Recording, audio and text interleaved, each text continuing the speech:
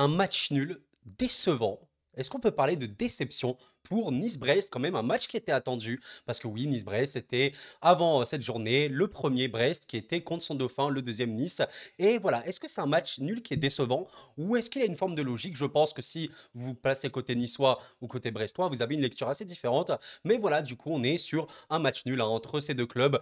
Globalement, je pense que les Niçois peuvent avoir quand même un peu plus de regrets que les Brestois. Je trouve que Brest, pour le coup, défensivement parlant, bon, je sais pas si l'objectif c'était de jouer le nul, mais Brest a été plutôt convaincant défensivement. Bon, je vais pas parler vraiment de l'attaque brestoise parce que clairement ça a été un match défensif, hein. Ça a été un match plutôt fermé. J'ai juste envie de souligner une entrée qui a été intéressante pour moi, Dombia, qui a été pas si mal, mais j'ai envie surtout d'évoquer Lilian Brassier, voilà, qui je trouve a été plutôt très bon, hein, bien tenu Mofi. On va évidemment évoquer Nice, hein, mais voilà, Brassier, j'ai trouvé bien. Chardonnay, ok, assez cool, le capitaine. Mais globalement, j'ai trouvé cette équipe brestoise assez vaillante et tout. Et j'en ai profité pour faire des recherches sur DataFoot.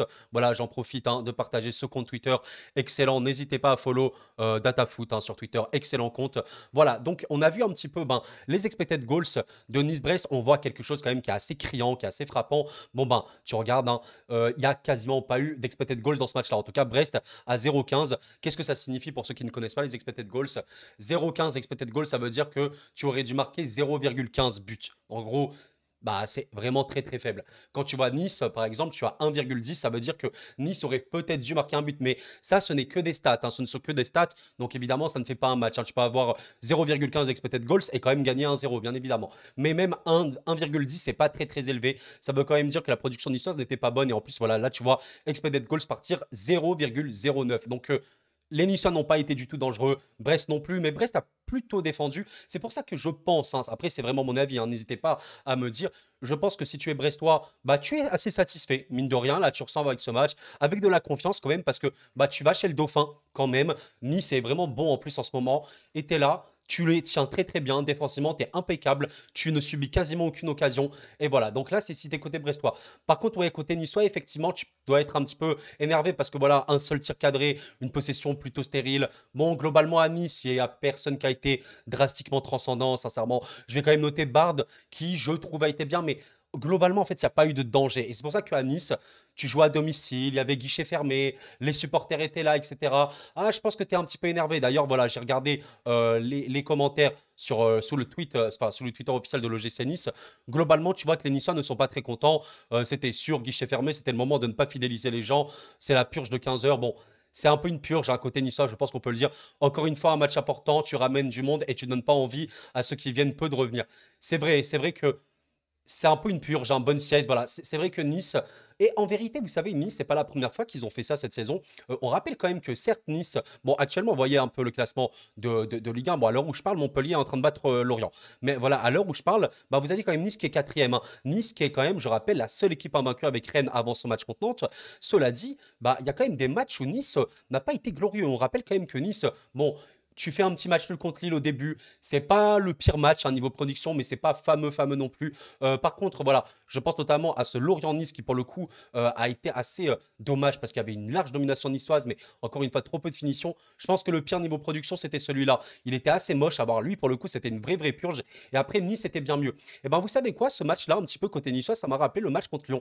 Et c'est voilà, c'est un peu dommage pour eux, mais au crédit de Brest, qui a été plutôt très bon. Maintenant, on va quand même voir un peu le parcours, enfin la suite pour Nice et pour Brest. Bon, Nice se déplace à Metz, Metz qui a essuyé une défaite assez violente hein, contre Toulouse pour le coup, une grosse défaite hein, côté Messine, Messine, je sais plus comment on dit. Non, Messin, oui, Messin, Messine. Ok, donc Nice va se déplacer à Metz.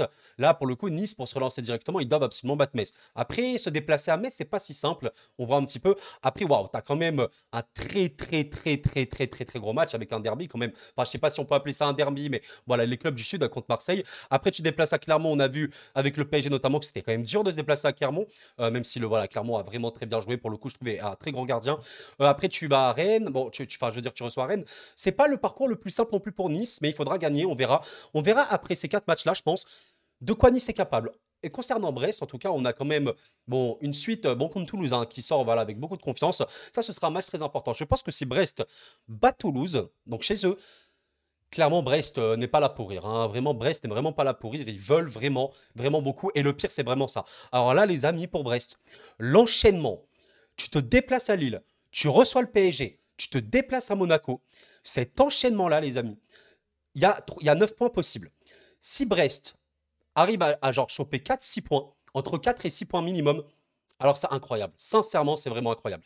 Si Brest a 0 ou 1 point, bon bah peut-être que voilà, l'effet c'est un petit peu arrêté, mais là c'est quand même des matchs très très très compliqués. On verra ce qu'il en est, hein. Le football c'est le football et on n'est pas à l'abri parce que cette équipe brestoise est très très bonne et voilà, honnêtement, là tu joues un match contre Nice voilà qui peut sembler être une purge, mais je pense que t'es pas du tout dégoûté hein, si t'es brestois parce que je pense que tu as abordé le match un petit peu en mode bah les gars, on va être serré. On va vraiment bien défendre. On va essayer de relancer la balle, tenter de contrer si on pouvait de temps en temps. Mais voilà, tu t'es pas trop exposé non plus.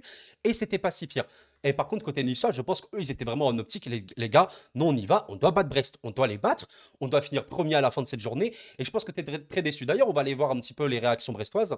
Voilà, donc là, nous sommes sur le Twitter officiel de Brest. On va voir un petit peu, je pense que les Brestois, ils sont globalement contents. Dombia, ça a l'air fort. Voilà, c'est un petit peu ce que j'ai ressenti un petit peu à la rentrée de Dombia. J'ai trouvé qu'il était pas si mal. Bon, par contre, ça, je vais pas montrer la vidéo, c'est jamais pour le strike. Bien joué à vous, bon retour. Voilà, bon, assez fair play, c'est bien.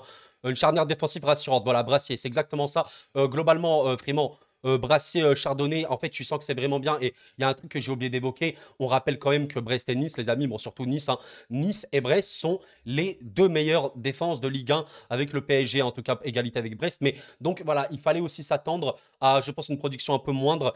Vous remarquez quand même que Nice et Brest, c'est 8 buts seulement, donc c'est pas des équipes qui marquent non plus énormément. Mais vous savez, le football défensif a aussi montré de quoi ils sont capables. Et honnêtement, bah, que ce soit Nice ou Brest, je trouve pas forcément que c'est des équipes très défensives. Enfin, notamment, voilà, je pense à ce match-là pour Brest. Honnêtement, ils battent Lyon 1-0. Ils auraient pu gagner 4-0 ou plus, hein. Même contre Rennes, ils auraient vraiment pu mettre un but et tout. Donc voilà, même contre Marseille ou quoi. Donc parfois, c'est aussi la finition.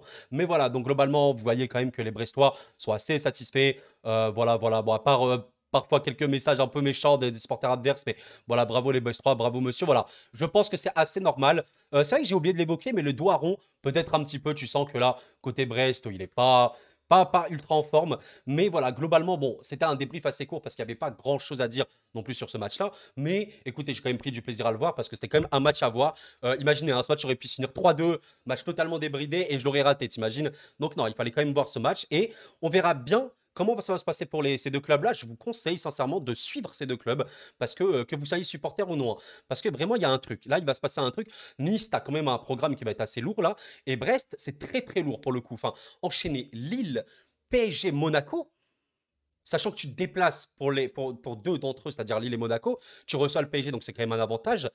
Ça va être dur. Alors, encore une fois, si Brest vraiment gagne des points sur ces matchs-là, Brest sera absolument à prendre au sérieux. Mais vraiment, à vraiment prendre au sérieux. Voilà, même si c'est vrai qu'on est dans une Ligue 1 très, très, très spéciale avec beaucoup d'équipes, on va dire entre guillemets surprises, qui arrivent à vraiment performer et d'autres équipes qu'on attendait qui sont beaucoup moins bonnes. On verra ce qu'il en est. Mais voilà.